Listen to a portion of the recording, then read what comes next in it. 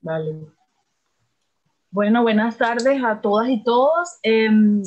Continuamos, esta es la segunda conferencia de la jornada que nos propusimos, la comuna y los desafíos de hoy, pues recordando los 150 años de la Comuna de París y de esa experiencia.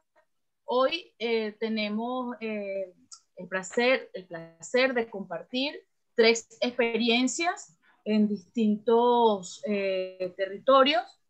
La primera experiencia que vamos a escuchar hoy, a compartir, es la experiencia kurda del municipalismo libertario de Bakur. Nos acompaña Faruk Doru, es representante del partido, es la tercera fuerza política en Turquía. También Faruk ha sido representante del pueblo kurdo ante diversos países europeos y ha estado en diversas instancias de integración del pueblo como representante del pueblo kurdo. Luego vamos a tener la presentación de la compañera Ángeles Sabino, que ha tenido una larga trayectoria y vida en las comunidades Yukpa. Ella es periodista, es fotógrafa, documentalista y ha estado viviendo por más de 14 años con los pueblos Yukpa. Y cerramos con la experiencia del País Vasco. El barrio ocupado de Errekaleor está con nosotros el militante John Alberdi, que es militante de esta experiencia. Pues la dinámica será que cada uno de los ponentes hará una presentación de 20 minutos y al final proponemos que los que tengan preguntas los puedan escribir en el chat. Yo pues las leo para que podamos hacerlo de una manera más dinámica, más rápida y haya después un espacio para responder las inquietudes, las preguntas, los aportes. Pues bueno, le damos la bienvenida a todas y todos y gracias por participar en esta segunda conferencia en el marco de el Congreso de Democracia Comunal. Entonces, bueno, sin más, le damos la palabra al compañero Faruk Doru para que nos presente la experiencia. Buenas tardes, quiero saludar a todos los amigos que están presentes aquí en nombre de mi pueblo, del Kurdistán, que está un poco lejos de vosotros. Quería también precisar que yo he estado, claro, 2 veces y eso hace casi 10 años como representante de la tercera fuerza política en Turquía, pero nosotros no podemos tener tercera vez la responsabilidad, está limitada con 2 veces. Entonces, yo no soy ahora representante del Partido Democrático de los Pueblos, sino que soy activista y yo soy representante de nuestro movimiento para España y Portugal.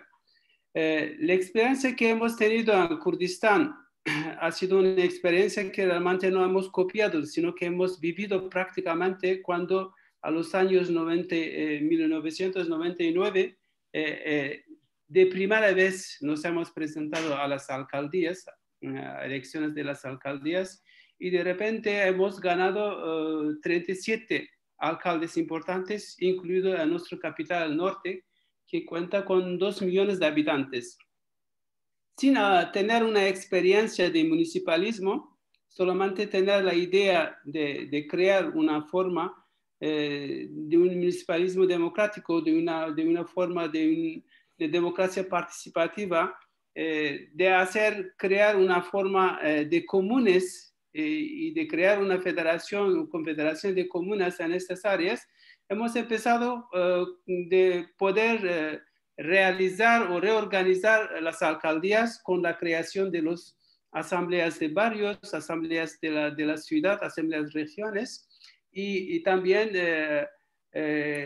asambleas que nosotros llamamos Comité por la Paz y por el diálogo, comités por apoyo a la mujer, comités por la enseñanza, y en todas las alcaldías que hemos ganado, las decisiones de las alcaldías de reorganización de la ciudad, que se sea sobre el modelo, sobre político o sobre social o al respecto de la convivencia entre diferentes etnias que viven en esta área, siempre ha sido tomado las decisiones en las asambleas populares, y en las asambleas de barrios. Entonces, el alcalde no tenía tanto la decisión, sino que podría que compartir su poder con los participantes, con los representantes del pueblo. Claro, y la continuación de una forma, toda la reorganización de la ciudad, de una forma u otra ha sido con la participación masiva, activa de la población. Entonces, todo lo que estaba previsto para reorganizar la ciudad al aspecto ecológico, al aspecto de la educación popular y todos los poderes de la alcaldía, se convirtió, o los centros de la alcaldía se convirtió como centro popular. Antes de nosotros, nadie podría entrar a la alcaldía sin tener una larga petición, etcétera, una cita, prácticamente era imposible. Entonces, todo ese cambio, esa práctica, esa política de la participación a la vida activa de la política en las ciudades nos ha dado una fuerza importante, y las elecciones después hemos siempre duplicado los alcaldes en la región. Finalmente hemos llegado casi de tener la mayoría absoluta de todos los alcaldes en esta zona. Lo que ha pasado, claro, que el gobierno que está contra nosotros no nos ha dejado fácilmente de manejar los alcaldes. Entonces, muchos de los alcaldes han sido arrestados, han sido deportados o han sido exilados, o algunos han sido destituidos. El gobierno ha hecho una política veía como un mal ejemplo la situación política en esta área, que cada vez tiene más fuerza, y sobre todo la participación de la mujer a la vida política, que por cierto casi el 50% de la población, cuando hemos empezado de aplicar la política, era inactiva, porque la mujer prácticamente no existía en la política en Kurdistán. De una parte estaba impedido por el sistema, de otra parte estaba, no sé si qué ha pasado. Te escuchamos. Sí, va bien, ¿eh, Faruk? No sé, yo no lo veo, pero ¿me veis? Sí, sí, sí. Sí, te escuchamos. Entonces, claro, de esa forma, la vida política ha tenido una experiencia muy importante, que ha tenido que el gobierno ha manejado varias acciones para impedirnos. Y también la educación popular que hemos hecho en todas estas alcaldías, municipalismo libertario, prácticamente hemos tenido centros de educaciones en todas partes de las alcaldías, y casi la mayoría de la población activa y las gentes que trabajaban en las alcaldías, todos han pasado por una educación política del municipalismo. Y finalmente, claro, hemos tenido prácticamente, podríamos decir, en la región, en Kurdistán, hemos tenido los alcaldes, todos los diputados de la región, todas las cámaras incluso de comercios o de las asociaciones, todas las formaciones políticas sociales han sido gentes de nosotros, y prácticamente el gobierno tenía solamente el ejército y la policía. Finalmente, lo que ha pasado en 2015, el gobierno turco atacó con fuerzas militares prácticamente los barrios que se habían puesto para resistir, para impedir que el gobierno coge todas las alcaldías que destituye por la fuerza. Hubo una resistencia, incluso una resistencia armada, pero finalmente, delante de toda la opinión pública mundial, el ejército turco bombardeó las ciudades con los carros de combate, armadas pesadas, y finalmente llegó a destituir todos los alcaldes actuales. Actualmente, todas las gentes que han trabajado alrededor de las alcaldías kurdas, el municipalismo kurdo, están en cárcel o están exiliados. La mayoría de los alcaldes están en cárcel, los diputados de la región están en cárcel, y actualmente el último partido que hemos tenido actualmente está bajo la amenaza de prohibición o interdicción. Podría decir que esa formación que hemos tenido, esa experiencia que hemos tenido, ha politizado bastante el pueblo kurdo, no solamente el pueblo kurdo, más allá del pueblo kurdo, porque hemos tenido también la representación de todas las minorías étnicas religiosas en Kurdistán. Por esto el partido se llamaba Partido Democrático de los Pueblos, y las alcaldías también siempre han tenido ese equilibrio.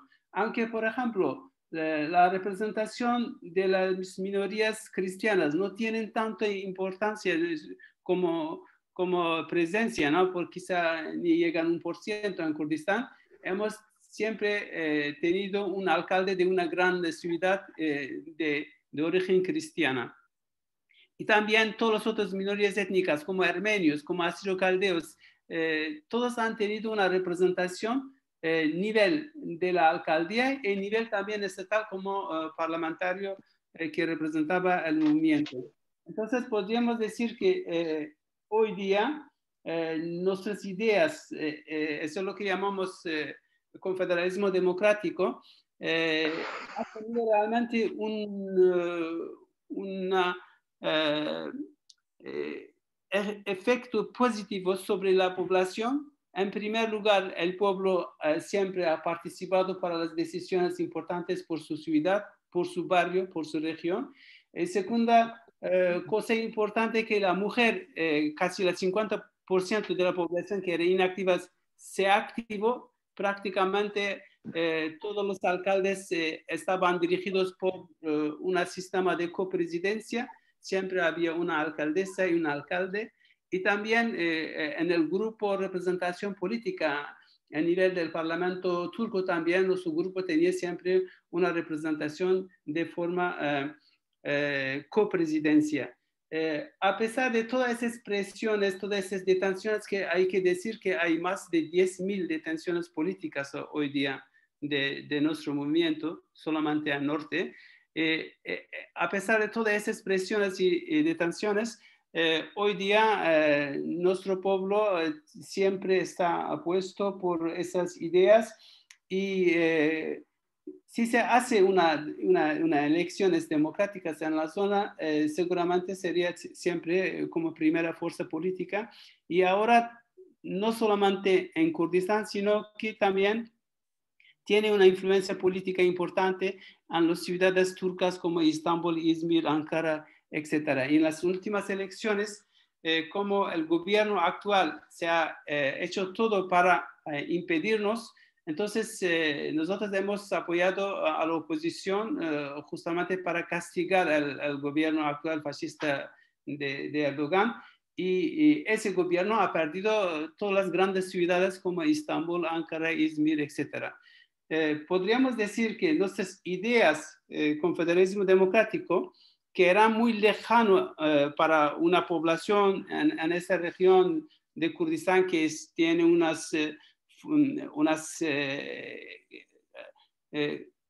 como criterios o características clánicas, ¿no? Como es una zona no desarrollada a nivel del capitalismo económicamente, era muy lejano, pero cuando la población ha visto de facto, de práctico, las actuaciones y los resultados de la participación activa de la población a las decisiones de las alcaldías o de los poderes en la región, pues ha tomado una decisión y ha participado muy activamente en esa política. Y ahora podríamos decir que a pesar de que todo esto la idea está muy viva en la región del Kurdistán Norte y esa idea ahora ya se practica de una otra forma en el Kurdistán de Rojava, en el parte del nordeste de Siria. Y ahí que podríamos decir que esas ideas de confederalismo democrático tienen mucho más fuerza, tienen mucho más una presencia activa y real en esta área. Pienso en los próximos meses, años, también a pesar de que todas esas formaciones, la política de represión del Estado turco, nuestro pueblo en esta área también recogerá, retomará, como se dice, la fuerza y creo que es inevitable esa situación que camina solamente por la presión militar, no va a durar mucho tiempo y que finalmente esas ideas del confederalismo democrático, esa participación directa de la población a la hora de la decisión por su futuro, sería una realidad en un muy próximo futuro en esta región. Es que ahora no lo veo en la Zoom, no lo sé por qué. Estamos escuchando bien y te estamos viendo. Yo me quedo aquí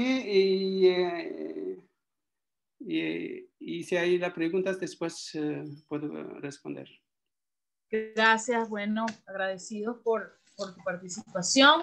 Entonces, continuamos con Ángela, que nos va a presentar la experiencia comunitaria del pueblo yuca. Sí, pues sí, entonces ¿me escuchan? ¿Sí? Voy a hacer como una presentación en 3 partes. Primero quería hablarle de una persona, una heroína de la Comuna de París, que yo quiero mucho, que admiro mucho, que es Louise Michel, y especialmente lo que fue, cómo se transformó en su exilio en Nueva Caledonia, después de la Comuna de París, con su contacto, o sea, su lucha, más bien, con el pueblo kanak en Nueva Caledonia.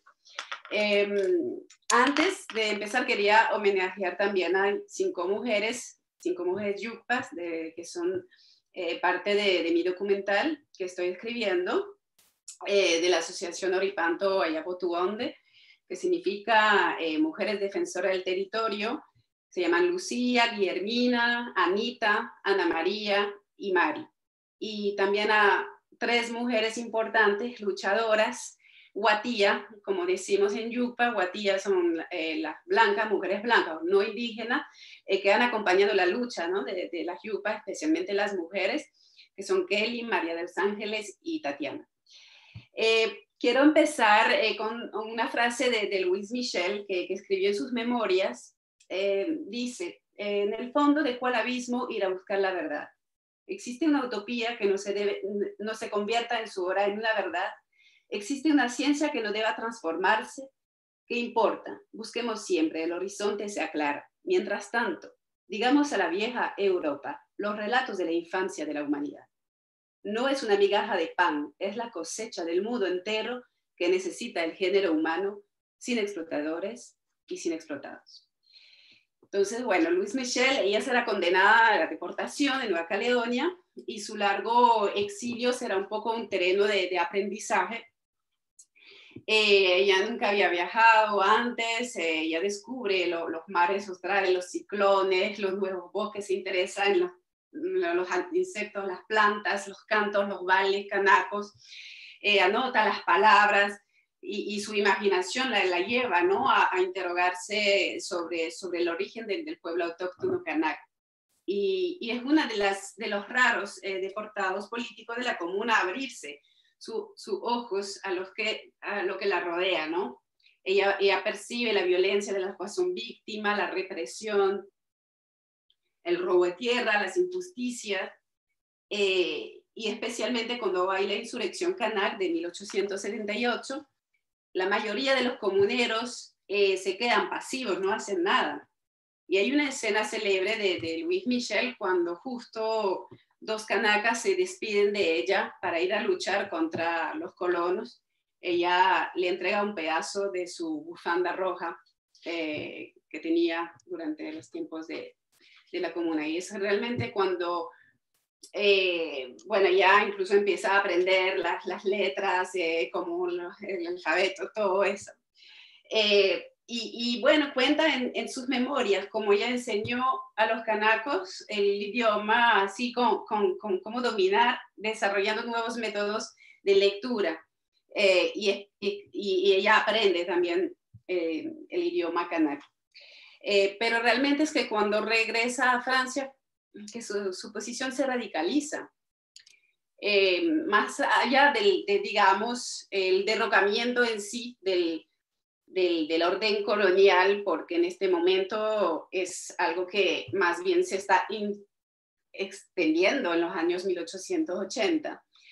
Es el principio de la superioridad del hombre blanco que ella rechaza, que ella combate, ella defiende la inteligencia, la sensibilidad, la competencia, la humanidad de los canacos. Y en ese sentido ella rompe con los prejuicios coloniales de su época, y como mujer libre rechaza esa alienación de las fronteras raciales entre, digamos, para realmente unir los vínculos de amistad basados en la admiración y el respeto. Y sobre todo eso es algo que es interesante, ¿no? Unos meses antes de que Jules Ferry, que es el padre de la escuela republicana, pero también es defensor del colonialismo francés, cuando él proclama sus leyes escolares, el ejemplo de Louise Michel se destaca como un contramodelo educativo, justamente inspirado en los ideales pedagógicos de la Comuna, donde la educación es una herramienta de emancipación y no de domesticación, y se adquiere con respeto a las culturas oprimidas. Bueno, voy a terminar esa introducción de Louise Michel, que me pareció importante porque estamos hablando de los 150 años de la Comuna de París y muy poco hablamos de esta parte, con un poema, o sea, no un poema, sino una leyenda que ella retranscribió del pueblo kanak. Hombre blanco, ¿de dónde vienes? Fueron necesarias muchas cortezas para tejer las alas de tu piragua, muchos árboles para hendirla. ¿Qué potencia te ha arrancado a tu cabaña para haber venido desde tan lejos? Pues vienes de lo más lejos habitado por los hombres, bajo el sol frío que los vuelve pálido. Si hubieras venido de las islas que conocemos, las alas de tu piragua estarían levemente arrugadas, pero no están gastadas por el viento, como si 10 veces hubieras soplado el ñame. Hombre blanco, ¿qué nos dices? ¿Por qué has venido de tan lejos? En tu país se come todos los días, ya que un ayuno de una mañana parecería incomodarte. ¿Qué nos darás de tantas riquezas? El hombre blanco no cuenta nada, no da nada. El hombre blanco se establece en el país con sus compañeros. Siembran ahí semillas de lo que se nutre en la raza pálida y las guardan para ellos. Los habíamos recibido como hermanos, pero ellos no lo fueron. Desde que los hombres blancos vinieron, ya no contamos el número de veces que hemos cosechado el ñame. No hacemos más la fiesta, no contamos nada.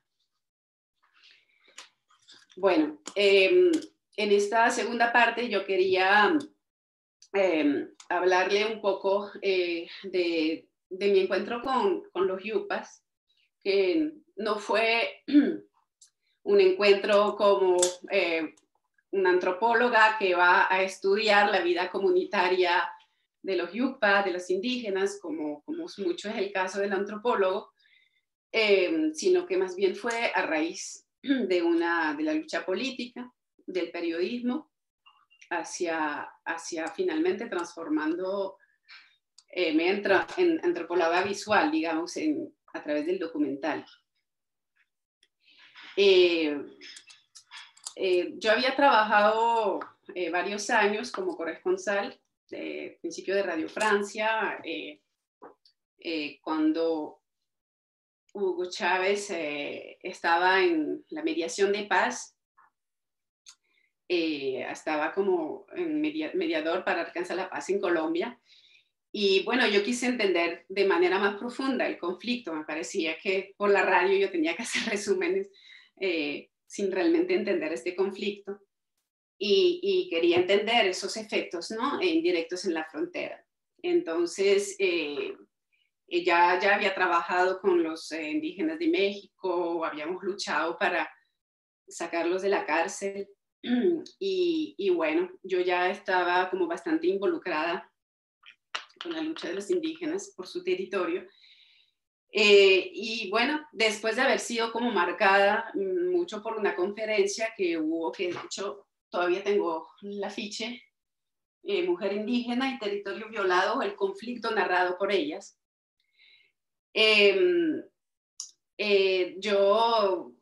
Yo dije, bueno, yo voy a hacer este viaje con un grupo de estudiantes de la Sierra de Perijá, de la Universidad Bolivariana, perdón.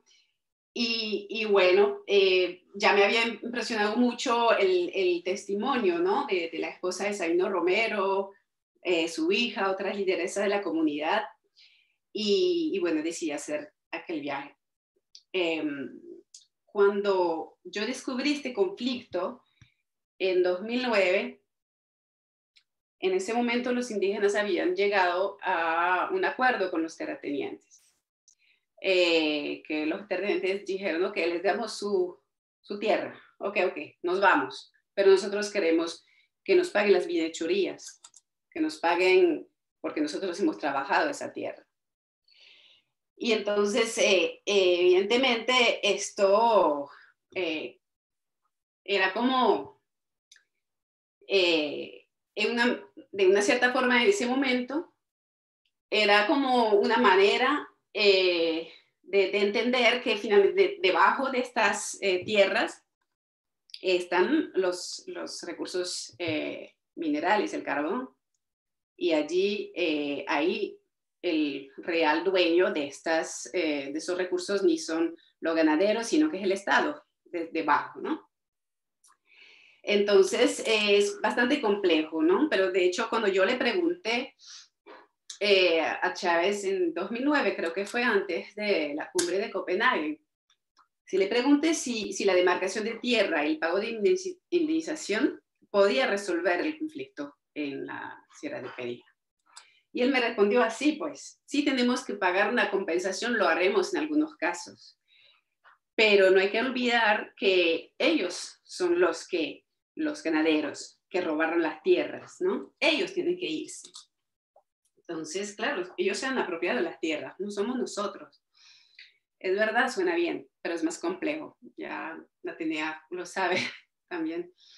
Y bueno, Chávez decía así, siempre los indios primero. ¿Por qué los indios primero? Porque los primeros llegaron, el segundo es el Estado, y los terceros, lo que llamamos los terceros, son los ganaderos, los paramilitares, los campesinos desplazados, la guerrilla también. Así que es bastante complejo, ¿no?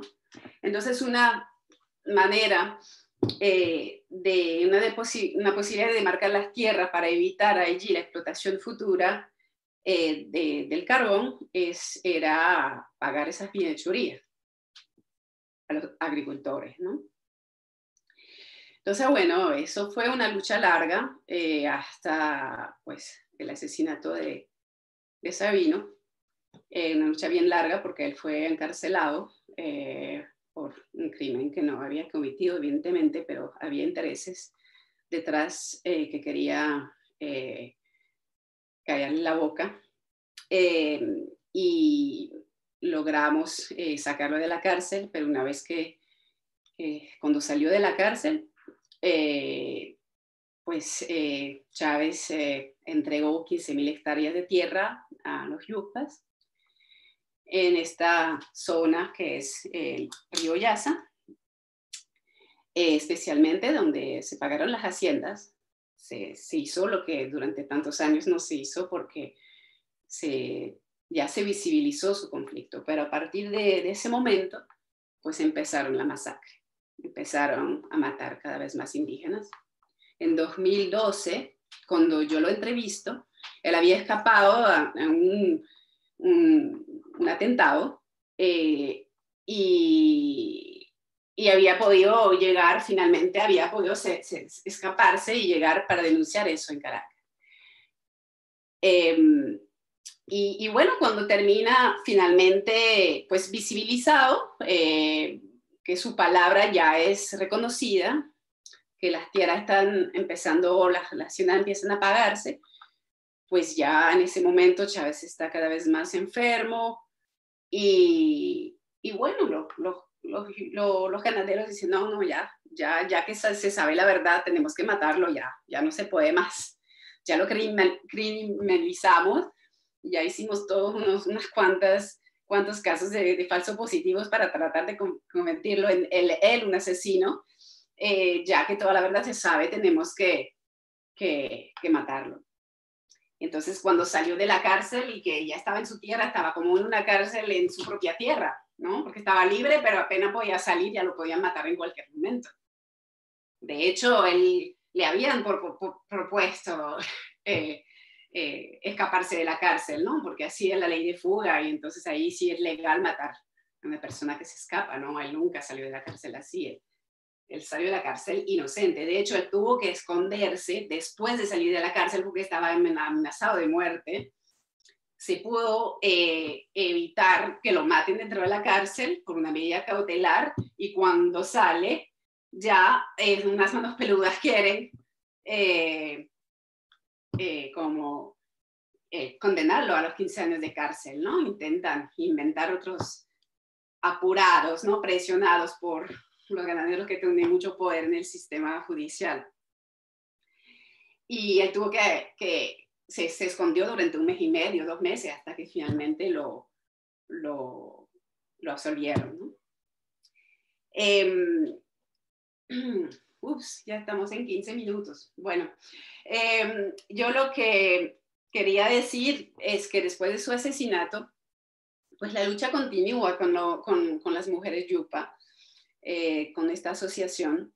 Y pues yo después de este momento difícil, yo decidí volver allí, pues porque yo me di cuenta de algo muy importante. Que cuando ya no estaba Sabino, pues las mujeres empezaron o sea, sentí que ella siempre había estado conmigo. Ellas realmente se habían convertido en las protagonistas de mi relato.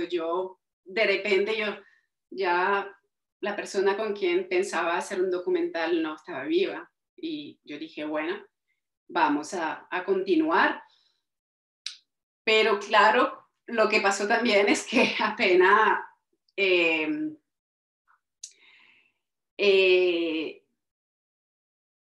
después de eso, o sea, yo hice un viaje, empecé a reescribir una historia con ellas, compartiendo. Todavía el asesino no estaba libre. Y bueno, 3 meses después del asesinato ya el sicario lo agarran. Y tuvimos que luchar 2 años para que el sicario tuviese 30 años de cárcel. Aún los autores intelectuales no han sido condenados, o sea, están libres.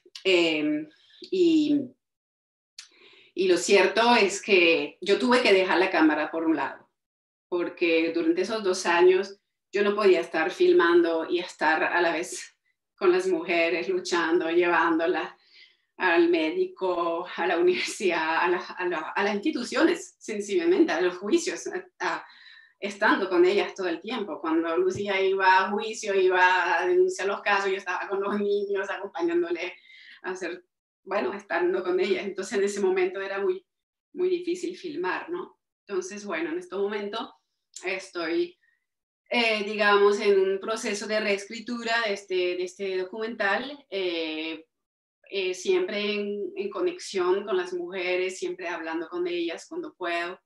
La última vez que yo pude conversar fue con Ana María, que es la sobrina de Sabino Romero, y también la nieta, la hija de Anita, que es la prima de Sabino Romero, que ahora es como una cacica. Le mataron 4 hijos, ella tuvo que luchar mucho para defender su tierra, que es Cuse, que Chactapa está por un lado, Cuse está por el otro lado, pero es la misma zona, son de la misma familia, ellos siempre estuvieron. Y bueno, la última vez que yo hablé con Ana María, ella ella es enfermera, ella se encarga de salud por la salud indígena, de la coordinadora de salud indígena en el hospital de Machique. Y lo cierto es que el asesinato de sus hermanos, ella perdió 4 hermanos, la ayudó o sea, le dio mucha fuerza para continuar, para retomar la lucha. Y en este momento tiene un proyecto de Casa de la Salud, que eso es uno de los temas que yo quería comentar, pero ya estamos queda poco tiempo. No sé, dime, Atenea, para hablarle un poco de los diferentes proyectos del plan de vida de... Queda un minuto, te queda un minuto. Va a ser difícil, ya. Pasa rápido. Bueno, complicado. Un minuto, pues en un minuto, lo que le puedo decir es que hay un plan de vida que se empezó a escribir durante el encarcelamiento de Sabino, y de hecho plan de vida en Yucpa es Emaya Etacacpo Emanatano Emano Chactapa, y significa tenemos comida aquí para ustedes y para Chactapa. Este plan de vida que se constituyó, que hicieron varios estudiantes de la Universidad de Mérida, se empezó a hacer con la comunidad de Chactapa durante el encarcelamiento de Sabino. Hoy en día, 10 años después, es más a través de la Asociación de Mujeres que se está tratando de poner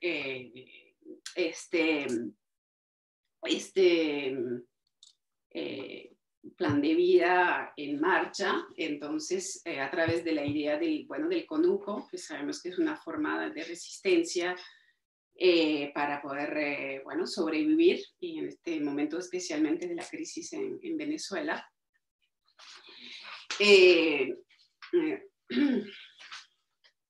La Casa de la Salud, que le mencionaba, de Ana María, que es el sueño de Ana María, que es el sueño también de juntar o sea, de que, digamos, los abuelos, los atanchas que están en la parte alta de la montaña, puedan bajar y ahí dar su conocimiento a las nuevas generaciones, para retomar la medicina ancestral, que se ha perdido mucho. Muchos yucpas han perdido su cultura. Y bueno, este proyecto también, el proyecto de retomar el tema del parto natural, que eso es una tradición que se ha perdido. Ella también me dice que muchas mujeres tienen que hacer cesárea, mueren haciendo cesárea. Ella le da mucha tristeza, y ella hace 2 años en 2018 había hecho como una reunión con las parteras de toda la sierra para ver cómo se podía retomar esa práctica. Y bueno, lo cierto es que en este momento ella está haciendo mucho trabajo de prevención por el tema del COVID con la salud indígena del Zulia, y se ha postergado un poco este proyecto, pero tiene muchas ganas de volver a Guasama, que es el último pueblo a un día caminando de Colombia. Y de hecho voy a terminar, pues hay más cosas de las cuales podría hablar, pero ya estamos a más de 20 minutos. Hablando de Colombia, no sé si está, pero invité a un compañero de Colombia que es representante de Survival acá en Francia, y que podría hablarle un poco también de la situación de los yucpas del lado de Colombia, que es diferente, pero lo cierto es que lo que se comparte en esas fronteras, más allá de una cultura común, es también tierras amenazadas por la explotación del carbón, por el Cerrejón colombiano, que es la más grande mina de toda América Latina. Bueno, no sé, ¿continúo? Y ya estamos sobre la hora. Okay. Gracias. Y entonces tocaría el compañero John. Le damos la palabra para que nos compartas la experiencia. Vale, ¿se escucha bien? Sí, se escucha bien y se ve bien. Vale, bueno, pues mi nombre es John, soy vecina y militante de Recaleor Bisiric y nada, yo vengo de Andalucía, que es una región al sur del Estado represor español y nada, llevo aquí ya pues cerca de 5 años compartiendo la experiencia y viviendo de Recaleor Bisiric, ¿no? Está dividida la charla pues, en unos bloques, voy a intentar ser breve para poder darla así entera. Y nada, el primer bloque sería un poco ubicar en dónde estaría pues, el barrio de Recaleor y el proyecto político que llevamos a cabo aquí. Se encuentra en Euskal Herria, en la parte conquistada por el Estado español, en la ciudad de Vitoria-Gasteiz. Es un barrio pequeñito, está como al sureste de la ciudad y se encuentra, digamos, para que nos hagamos una idea, a unos 10 minutos en bicicleta y a unos 25 minutos andando, más o menos. Vitoria-Gasteiz es una ciudad pequeña de unos 200 y pico mil habitantes y bueno, eso hace muy fácil también que estemos como conectados un poco a la ciudad y a lo que pasa en ella, ¿no? Luego el siguiente bloque un poco pues sería hablar de la historia de este barrio y comenzaría un poco pues en la década de los 50, cuando la ciudad de Vitoria-Gasteiz empieza a tener un avance industrial bastante grande, ¿no? Un tejido industrial muy, muy potente, un mogollón de empresas empiezan a venir, empresas de otros lugares de Euskal Herria, y también pues se establecen empresas tan grandes como puede ser pues la Mercedes y Michelin.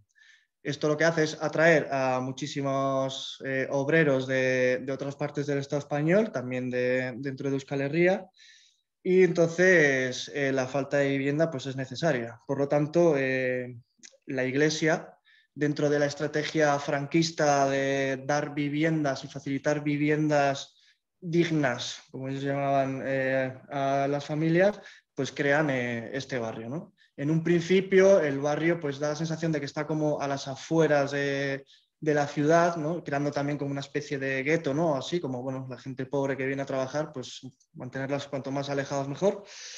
Y entonces crean este barrio, pues que son míticas viviendas, un poco en plan barracones, digamos, son bloques de 2 plantas, pequeñitas, y bueno, son 16 bloques con dos portales cada bloque, y son unas 190 viviendas más o menos de unos 60 metros cuadrados.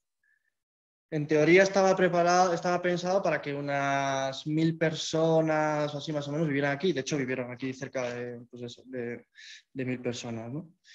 Eso es a finales de los 50, principios de los 60, cuando se construye el barrio y bueno, van pasando los años, el barrio pues evidentemente tiene un fuerte carácter obrero, con todo lo que ello conlleva y la implicación que va a llevar, pues sobre todo en el año 76, pues con las luchas obreras que se dieron en Gasteiz, en Vitoria, durante, pues que hubo meses de huelgas con un apoyo masivo, ¿no? De la población.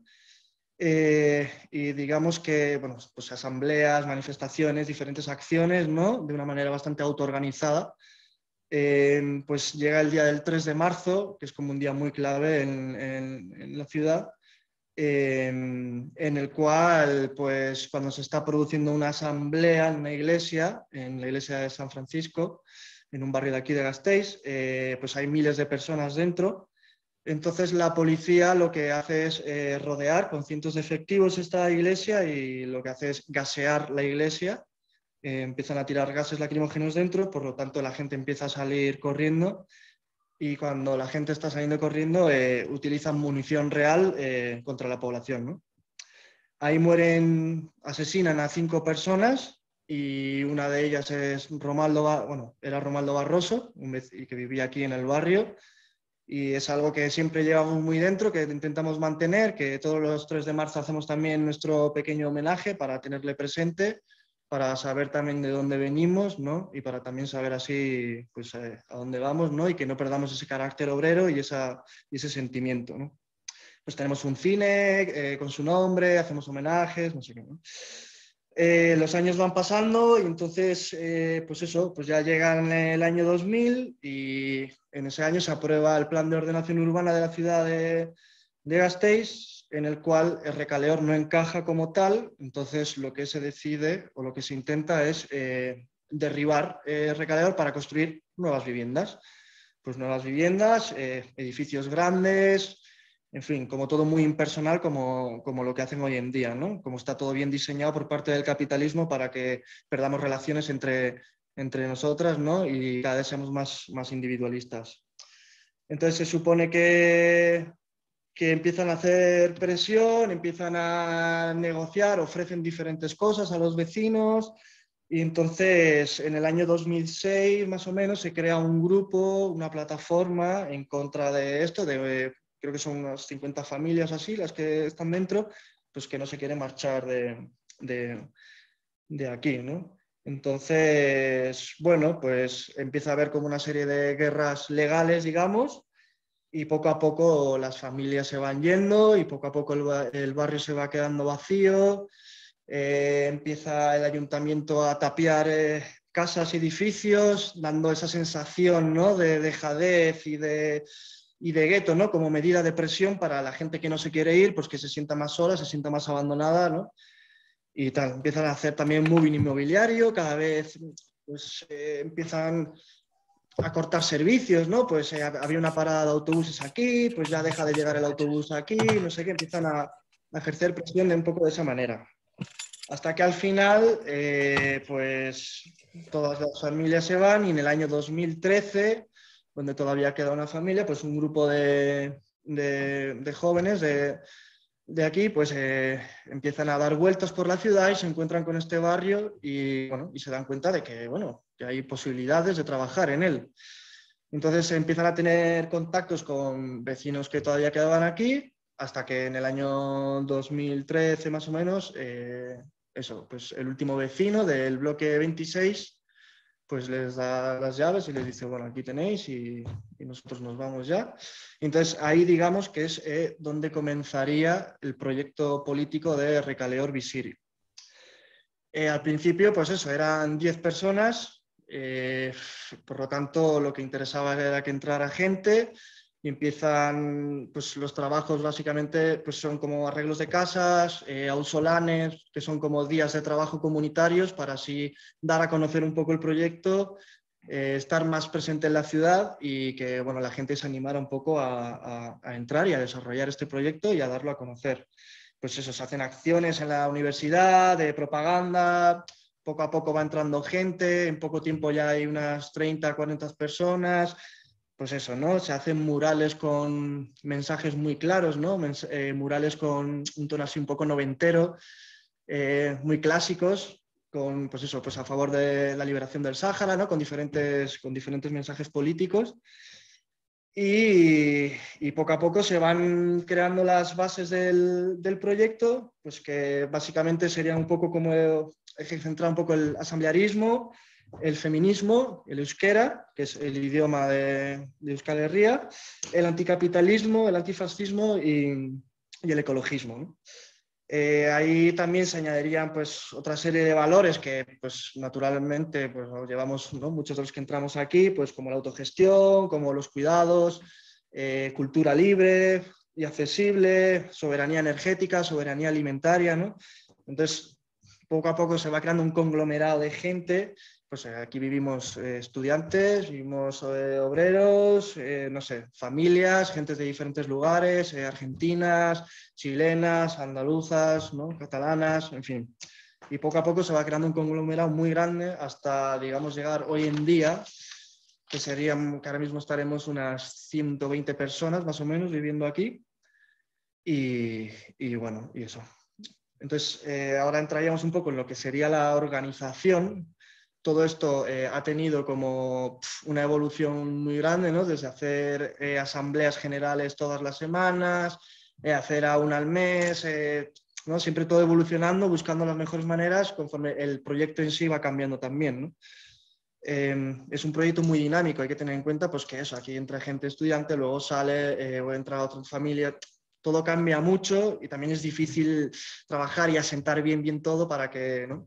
Entonces eso, es muy dinámico y al final pues ahora estamos como, lo que solemos hacer son 2 asambleas generales al mes y luego hacemos una organización, hay grupos de trabajo que se encargan de diferentes aspectos, que luego iré hablando, pero que todos esos grupos de trabajo se reúnen en una coordinación, digamos, que va un representante de cada grupo de trabajo, donde pues, se debaten los puntos también que van a ir a las asambleas generales, de ahí sale también las dinamizaciones de las asambleas generales, y es como un eje central, ¿no? Pero al final donde se decide, donde todo es en la asamblea general mensual, que es la que, digamos, dirige el barrio, ¿no?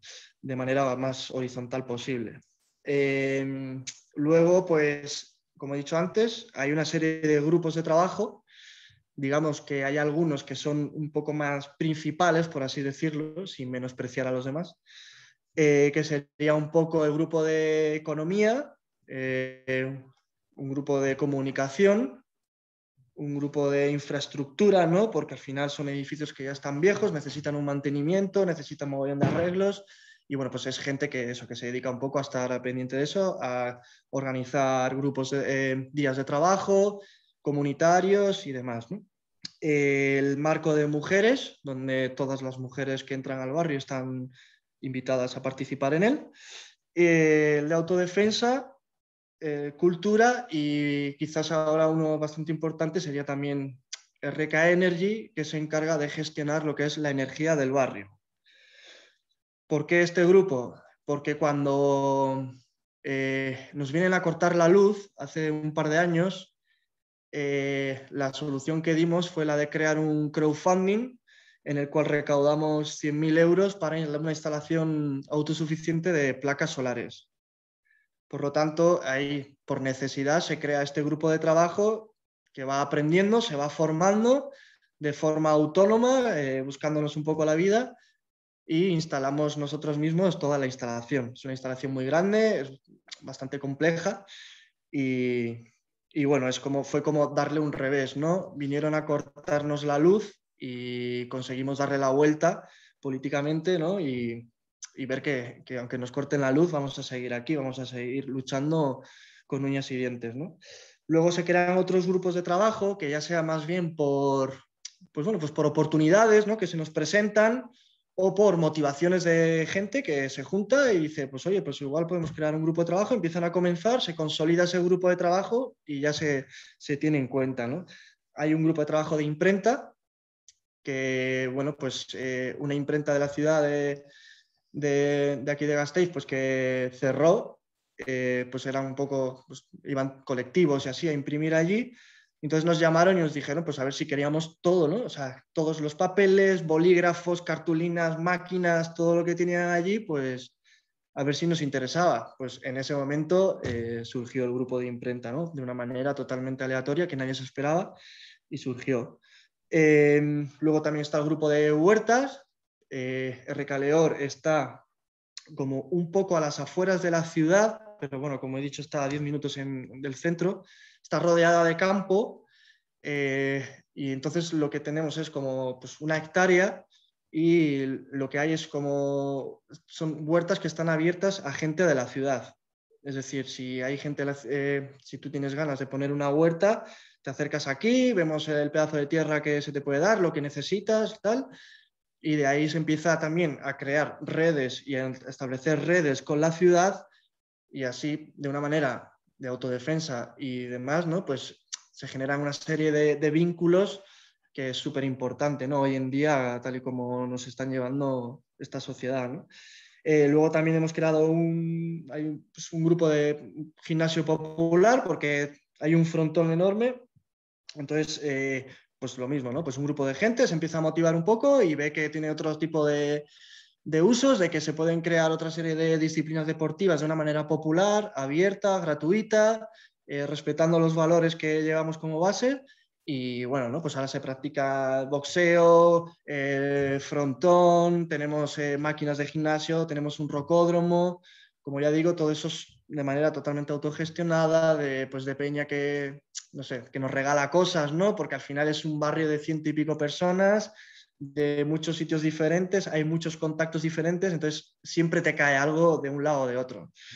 También están las clases de euskera, tenemos también un taller de bicis, también está el marco de hombres, donde donde trabajamos las masculinidades y demás, y luego también tenemos pues locales de ensayo y yo qué sé, y como otros proyectos que, bueno, que están por ahí ahora mismo, pues creo que hay como idea de hacer un taller de revelado de fotografía, en fin, son todo cosas que pues eso, van surgiendo conforme la motivación también.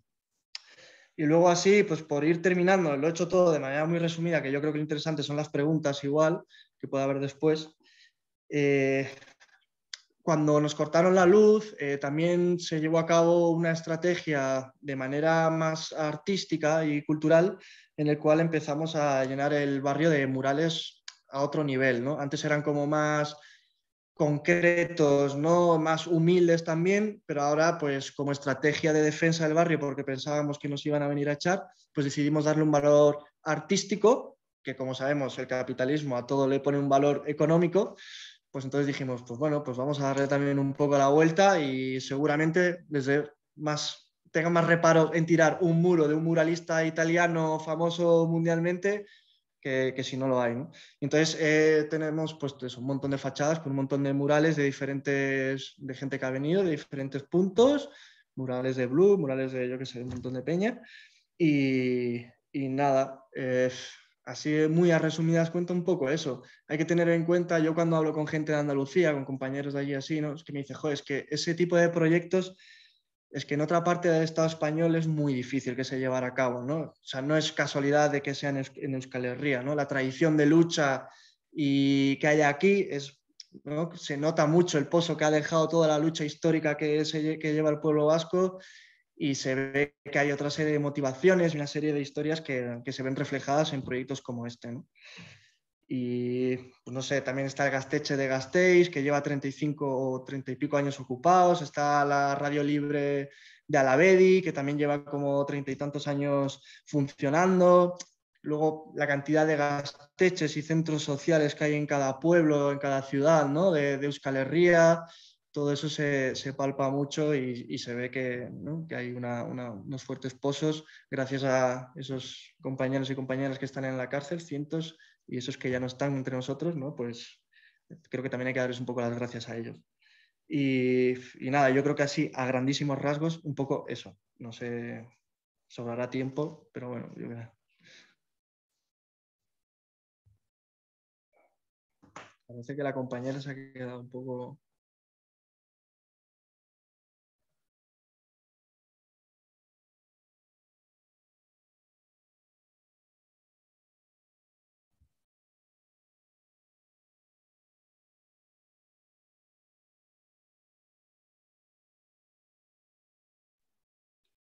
Atenea.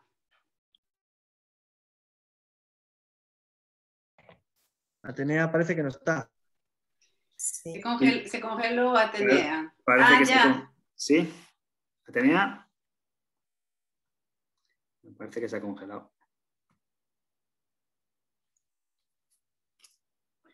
Vale, mientras intentamos recuperar la conexión con Atenea, igual podemos comenzar con alguna pregunta que se ha apuntado en el chat. La gente que quiera ir preguntando... Ya escucho. Estaba escuchando, pero no sé, Perfecto. Estaba escuchando, pero se quedó congelado. ¿Me escuchan bien? Sí. Sí, ahora sí. Te escuchamos, pero no te mueves. Gracias, no te estamos...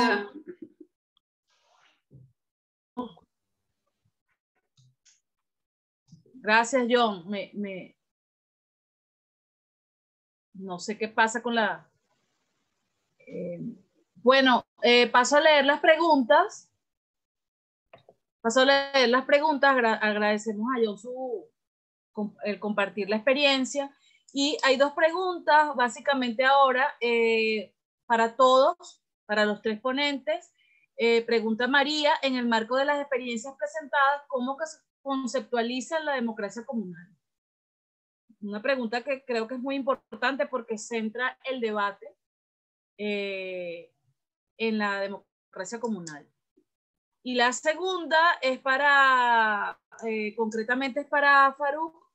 Dice, Alaid dice, es difícil hablar del confederalismo democrático y las comunas en Bakur y Rojava sin hablar de la guerra y la represión del Estado turco. ¿Cómo ha afectado la invasión de Turquía en Rojava para realizar el margen de seguridad a las comunas y la organización de los pueblos invadidos, como ejemplo, Serecanille? No sé si pronuncié bien el nombre del pueblo.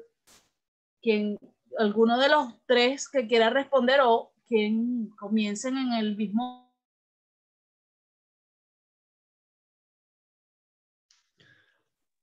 Yo podría no sé. responder. ¿Sí? Dale. Okay.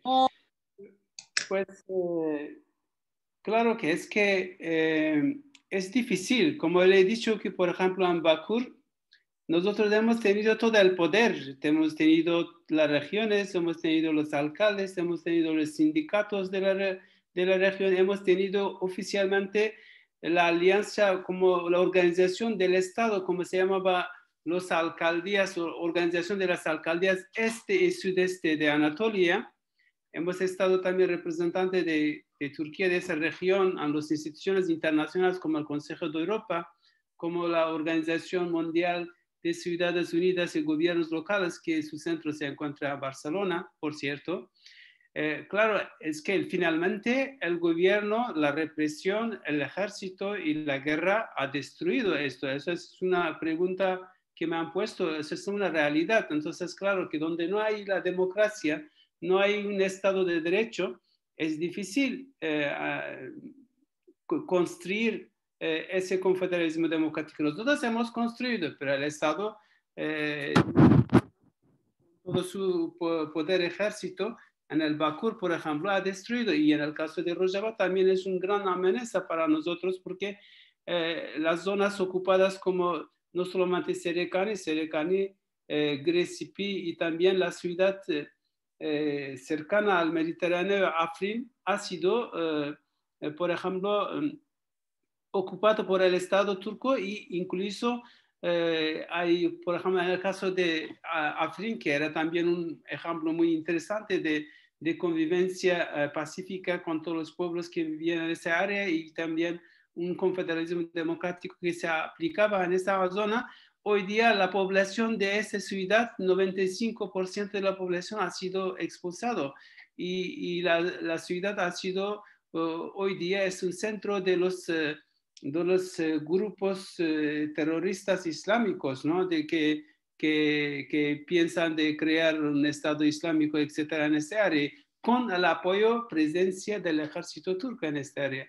Claro que durante un tiempo donde 2013 hasta 2015, donde había una negociación política entre el Partido de los Trabajadores del Kurdistán y el gobierno turco, donde nuestro grupo parlamentario también participaba en esas negociaciones, se desarrolló bastante en práctica ese proceso de confederalismo democrático que duró 2-3 años, pero finalmente el ejército, cuando se cortó, el gobierno turco, cuando dejó de esas conversaciones de paz entre el PKK y el gobierno turco, finalmente utilizó todo su poder militar y destruyó todo lo que habíamos construido. La consecuencia, había 22.000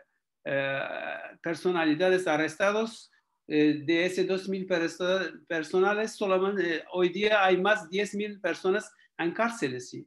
Y después, todos los que hemos ganado en esa área, por ejemplo, los centros de educación, las casas de apoyo a la vida política, económica de la mujer, los centros de educación por la lengua kurda, y todos esos, claro que han sido destruidos, han sido ilegalizados, cerrados por el gobierno turco. Hoy día la región del Kurdistán Norte está totalmente ocupado, todos los representantes, sindicalistas, etcétera. Es que, como he dicho, que de una forma hemos tenido dos poderes iguales, el poder del Estado, que era su ejército, su policía, y después al otro lado teníamos el poder del pueblo, que eran los representantes elegidos por el pueblo y los sindicatos de la región, las asociaciones y formaciones civiles.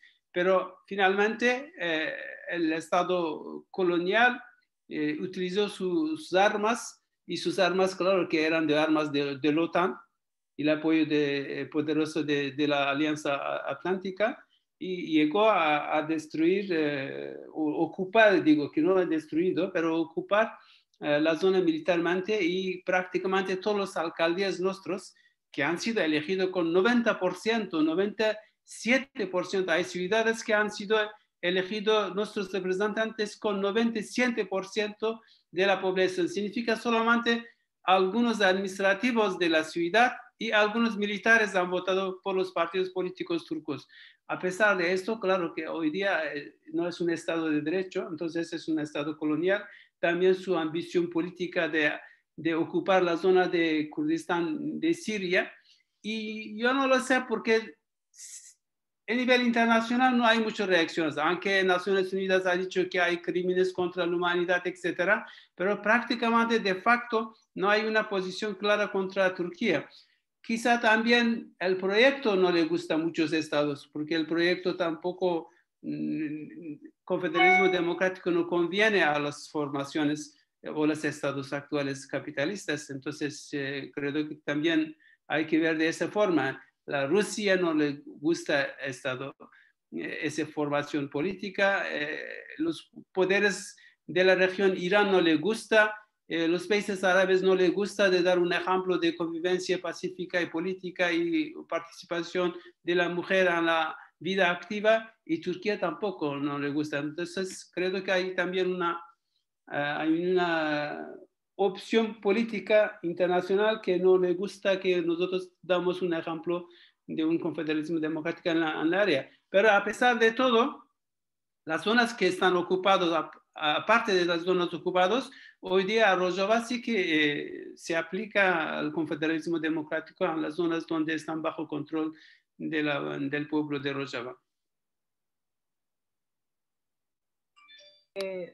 Ángela y John, si quieren contestar a alguno de los dos a la pregunta que hizo María sobre el marco de experiencias presentadas, ¿cómo conceptualizan la democracia comunal? Bueno, yo creo que en el caso de los yukpas, lo que es interesante es justamente pensar que, o sea, no es el consejo comunal que, o sea, son las políticas públicas que se tienen que adaptar a la forma de vida de los pueblos indígenas. Y muchas veces el funcionamiento en sí del consejo comunal no ha logrado adaptarse a la manera de organizarse de los yupa, cuando finalmente los indígenas, para mí, han inventado el concepto de comuna. De hecho, hay ideas de comuna bien antes de la Comuna de París, como la Comuna del Socorro en Colombia, en Mérida. Y entonces, bueno, yo creo que tú lo explicabas bien, tú, Atenea, en ese sentido la vez pasada, pero lo que sí yo creo es que, por ejemplo, el sistema de las asambleas de ancianos funciona mucho en la ciudad de Perijá, porque el jefe de una comunidad es el cacique, ¿no? Es el jefe, es el cacique, era el cacique Sabino Romero, y ahora en la Sierra de Perijá, en particular en la zona de Chactapa, ahora son 2 mujeres.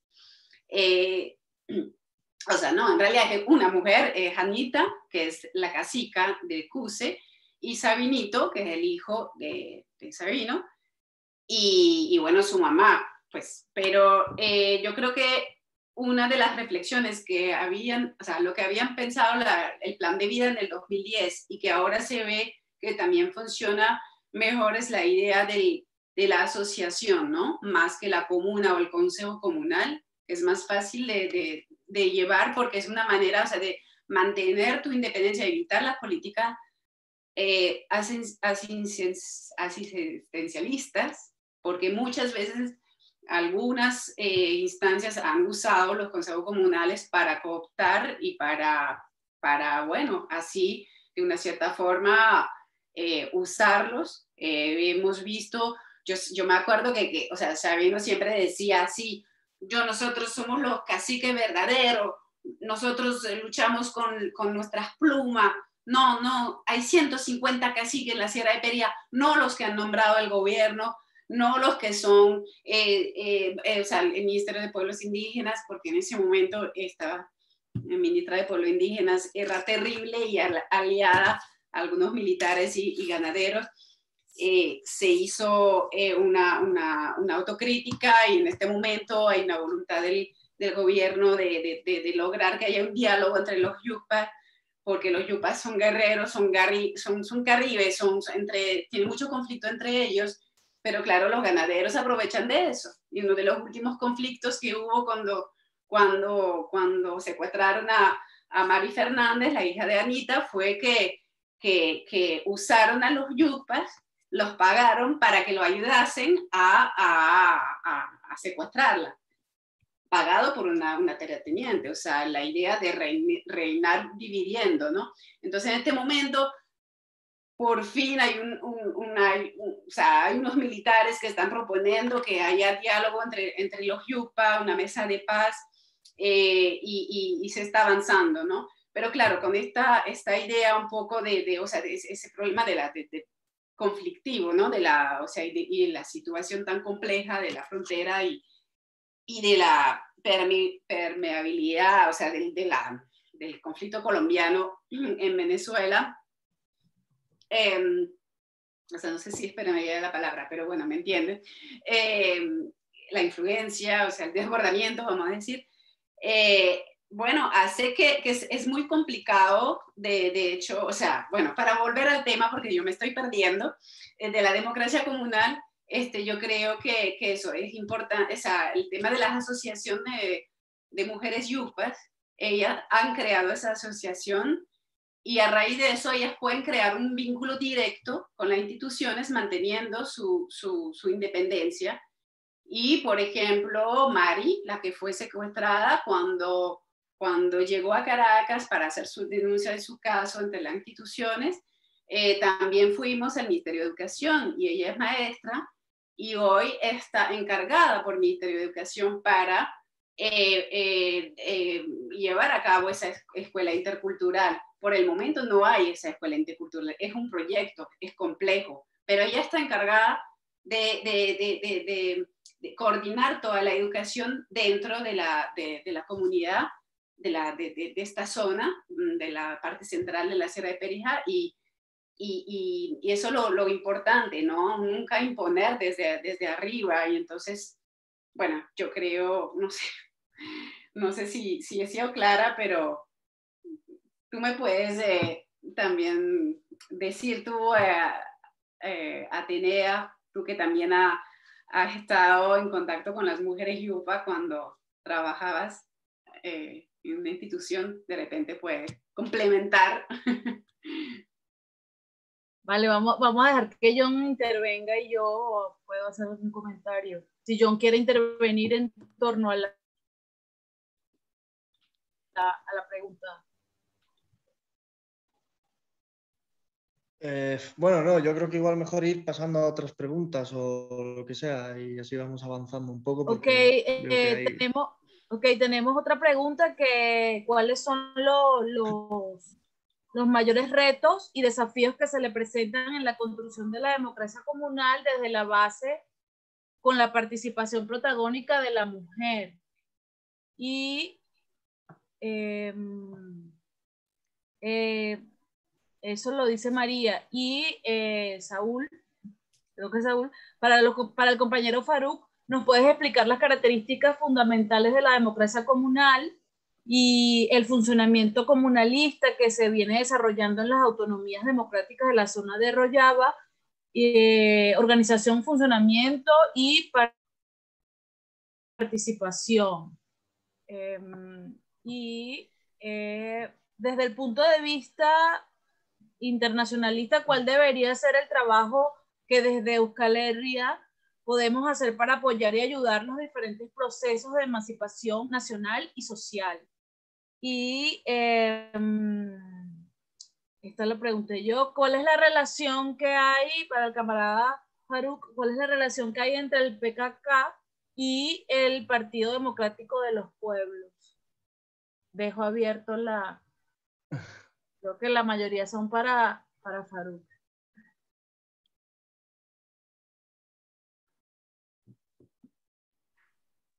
Puedo quizá responder a algunos. ¿Sí? ¿Me La oyes? idea es que... Sí.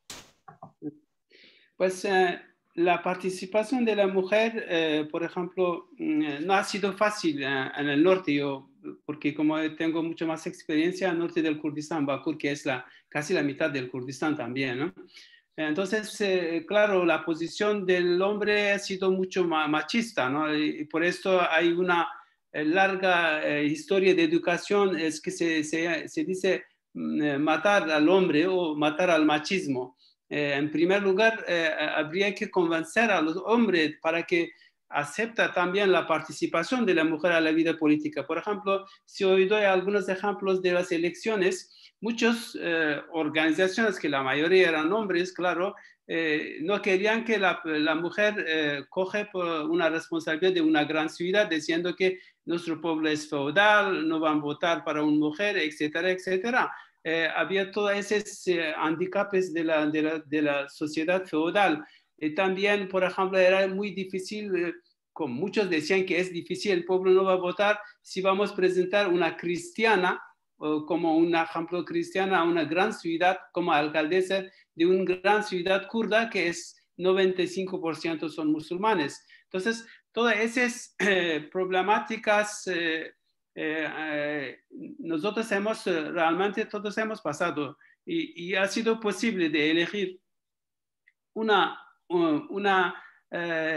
cristiana de Asirio Caldeo a una gran ciudad como Mardin como alcaldesa, o bien también ha sido posible de elegir un cristiano armenio como diputado a nuestra capital de Diyarbakir, donde prácticamente no hay armenios, muy pocos armenios, quizás 10, 15 familias. Entonces, todas esas cosas han sido las dificultades, pero finalmente, como he dicho al principio, la participación casi es la mitad de la población, de la población del Kurdistán. La mujer que era inactiva políticamente, hoy día vemos que la mujer se ha convertido en una formación activa política en la vida económica, política y social. Y también la forma tiene su propia autoorganización. Entonces, por ejemplo, los hombres no pueden decidir por un candidato de la mujer, porque si tenemos la historia de nuestro partido, es 50% por la presentación, pero los candidatos deben ser elegidos para la mujer. La mujer misma elige sus candidatos, pero en vez de la mujer puede hacer veto contra un candidato del hombre si no se comporte democráticamente contra el movimiento de la mujer. Entonces, todas esas reglas han hecho posible que la participación de la mujer en la vida política sea más importante y más activa. Y hoy día vemos que en todas las manifestaciones de Kurdistán, la mujer tiene una formación, una forma muy activa. ¿Qué son las? Claro que es un debate muy largo, como se podríamos decir la vida política de comunes en Rojava. En primer lugar, podemos decir que las decisiones se toman de bases hasta arriba, no es de la arriba que pide la formación hacia abajo, como ha sido tradicionalmente incluido en los partidos comunistas clásicos, sino que decisiones en Rojava principalmente se toman desde la base. Y la política y más importante dice que todas las personas deben tener una común. Entonces, no podemos pensar una persona, un ciudadano, sin una común. Entonces, que prácticamente todas las personas tienen que ser miembros de una comuna y construir comunas de comunas. Esa es la teoría. Y claro, lo más importante es también la autodefensa de la región, por ejemplo, la autodefensa y la repartición de la riqueza del país. También ese es una cosa que se hace a pesar de todas esas dificultades que la región se encuentra en la guerra. Entonces, todas las riquezas del país se distribuye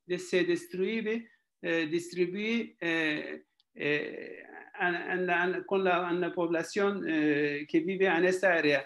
Y la participación también todas las gentes que viven en esa área. Por ejemplo, en Rojava no solamente viven los kurdos, están los árabes, están asiro-caldeos, están armenios, están turcomenos. Entonces, de poder hacer participar todos esos pueblos que viven en esta área y la creación de un sistema confederal con todos esos pueblos que viven en esta área. Pero lo que es la mayor fuerza también, en el principio hemos tenido problemas también incluso con la población kurda, porque decían que no se fiamos a los otros porque nos han masacrado, nos han ocupado territorio, etc. Por ejemplo, a la referencia del pueblo árabe en esta área. Pero hemos podido arreglar ese problema. Ahora la mayoría, por ejemplo, de los árabes en la administración de esa zona es casi 40%, más de 40%, incluso en el ejército de autodefensa es más de 40%.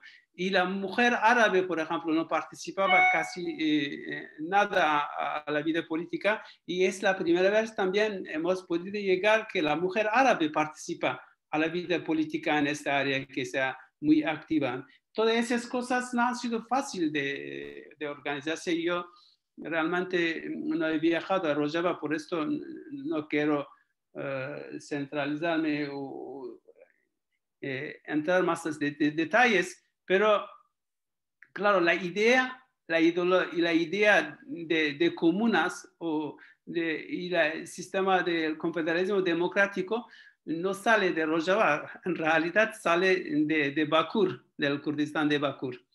Al respecto de qué relación tenemos el PKK, el HDP, pues todos los militantes de HDP, yo mismo, hay muchos procesos políticos contra nosotros de ser miembro del PKK. También contra mí hay varios procesos políticos en Turquía.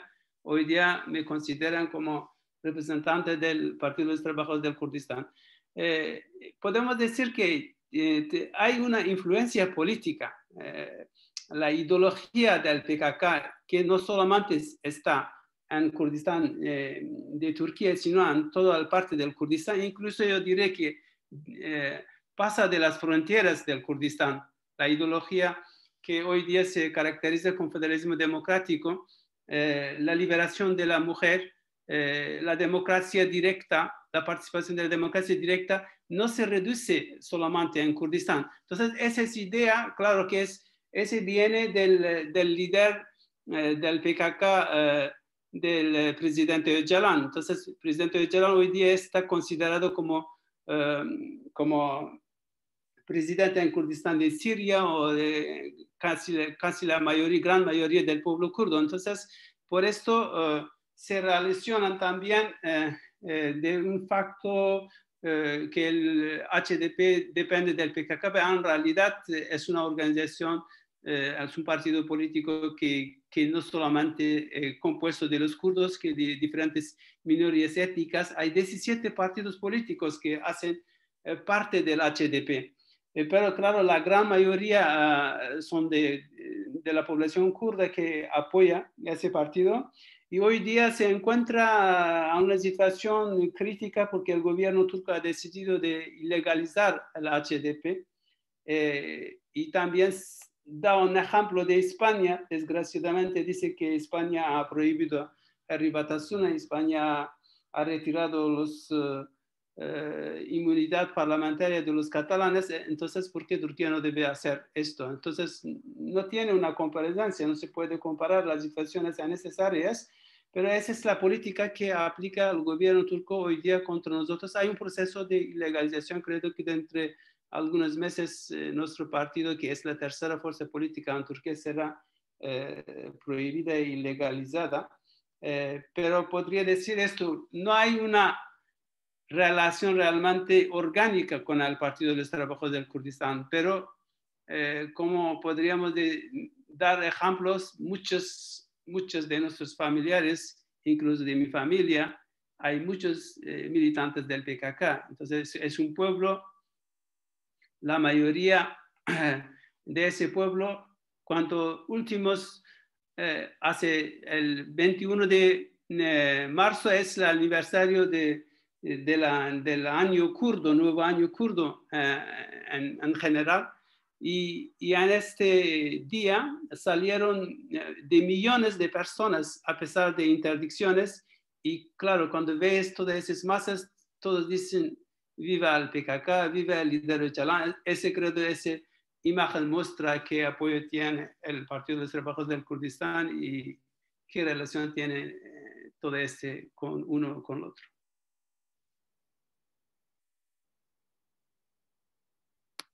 Gracias.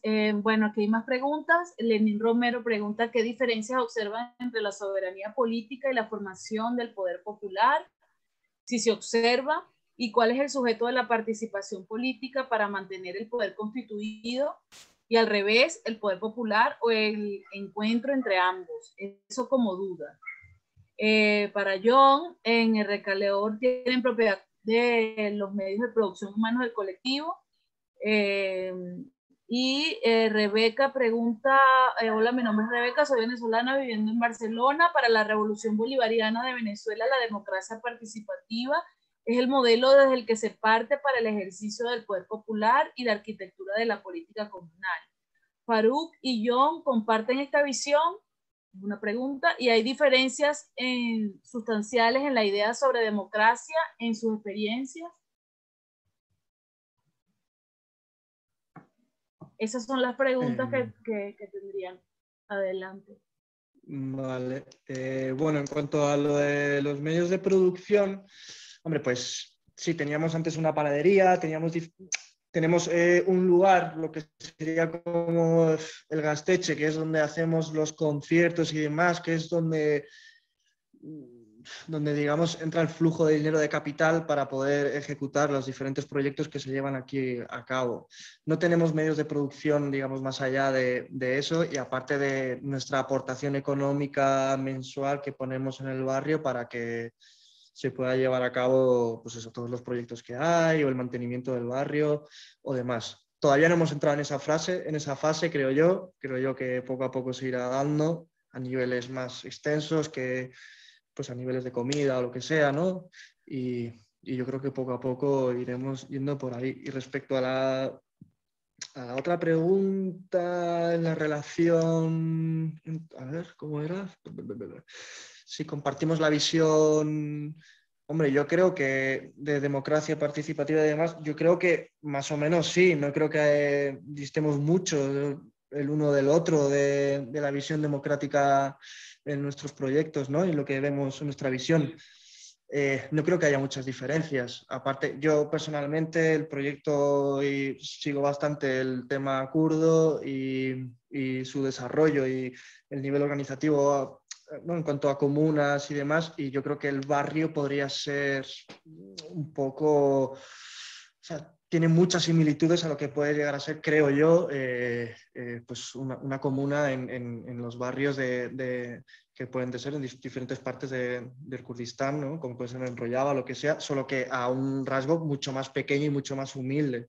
Evidentemente, no sé, cambiarán mucho las cosas de uno a otro, pero yo creo que la base es muy, muy, muy parecida. Entiendo yo, ¿eh? También eso es personal. No quiero tampoco...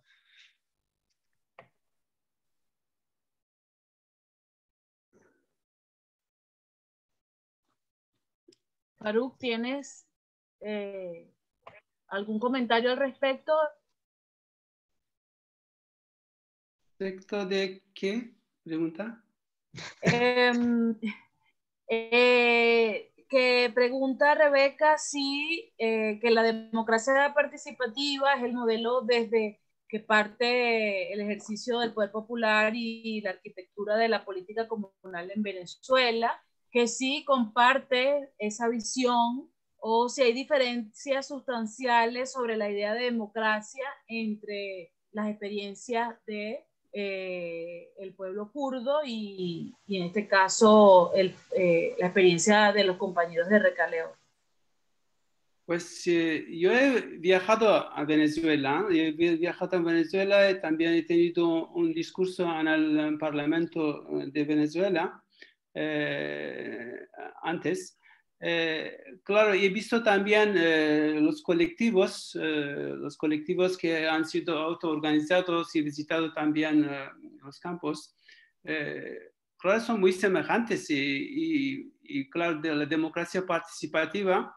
Aunque es diferente, puedes tener diferencias entre regiones, entre estados, entre diferentes puntos del mundo, pero el principio es que el pueblo debe tomar la decisión, la participación no debe ser solamente realmente con representantes de los partidos políticos, sino que la población debe participar. Ese es un problema grande cuando se aplica a la vida, a la práctica, ¿no? Siempre, claro, muchas veces representantes de partidos políticos, nuestros, por ejemplo, en nuestro caso, yo hablo de nuestro caso, se toman decisiones en nombre del pueblo, sin pedir al pueblo.